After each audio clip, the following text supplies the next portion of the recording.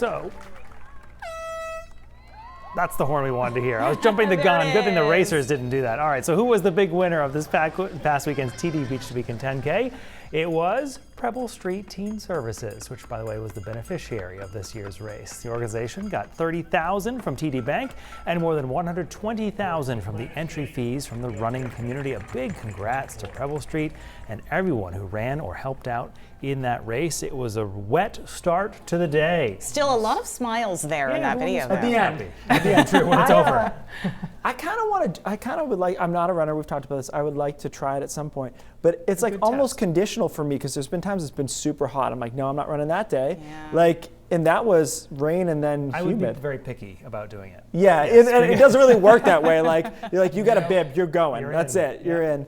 All right, it was hot today, sneaky hot actually. It wasn't really something we talked about a ton, but it was in the mid 80s in Portland and Wiscasset, 87 in Sanford, 88 in Portsmouth, New Hampshire. So far, this first line of showers and thunderstorms that the models had projected has looked really tame. I mean, it's just an area of showers right now, not even much in the way of thunder showers, just kind of drifting through the state.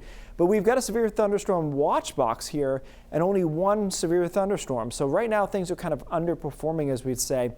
We'll wait to see if a second line can develop because the small scale mesoscale models are quite hot on that.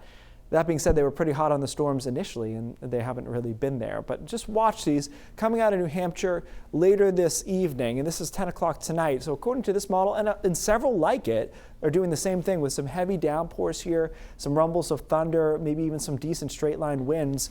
This is later in the evening. This is midnight here, still driving through the Bangor area, eventually Lewiston and Augusta, and into down East Maine. So these could rumble through kind of in the middle of the night and wake a few of us up. We'll keep an eye on them as they move from west to east here. After that, it's cloudy. Dew points start dropping. We may start with a quick sprinkle over York County tomorrow morning. Should be able to get rid of that pretty quickly. Temperatures, though, will be struggling. Upper 60s, low 70s, eventually into the mid 70s with clouds, I would say, from Augusta south, probably clearer over northern Maine than this particular model is showing us. And then we do the same thing on Wednesday. We start with some clouds. We clear out, though, Wednesday midday into the afternoon, mid 70s, low dew points, really nice Wednesday and Thursday. Thursday especially, mid 70s to upper 70s all day, and we keep the sunshine and keep dew points low. Things get more complicated though because of Debbie. Not a direct hit for us here. It is now a tropical storm into northern parts of Florida. It's going to meander around the Savannah, Georgia area for a while, but eventually by late week it's going to move in our direction.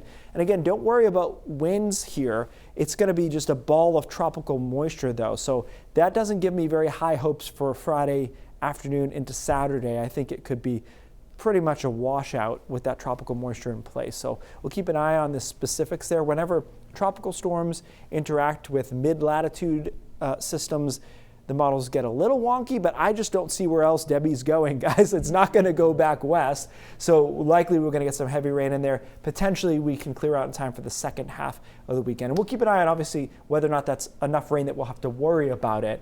Okay. That part will be in the details and the speed and all that. In the days ahead, will do. Keith, thanks.